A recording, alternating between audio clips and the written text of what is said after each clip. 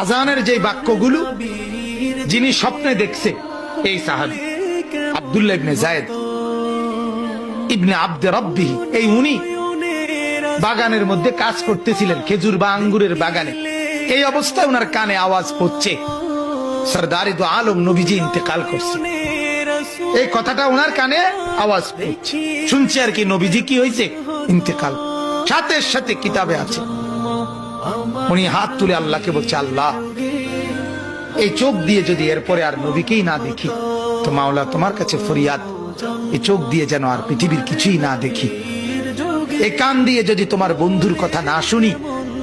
রব্বুল আলামিন যে চোখ আর নবী দেখবে না, এই চোখে আমি আর কিছু দেখতে চাই না। যে কান আল্লাহর নবীর কথা শুনবে না, সেই কান আর কিছুই শুনতে চাই না। আল্লাহর কসম কিতাবে আছে, আমরা নিজে বুখারীর শরা ব্যাখ্যা গ্রন্থে এটা পড়ছি, পড়াইছিও ছাত্রদেরকে। ওই সাহাবী এরপরে আর মৃত্যু পর্যন্ত কোনদিন আর কিছু চোখেও দেখে নাই, কানেও শুনে নাই।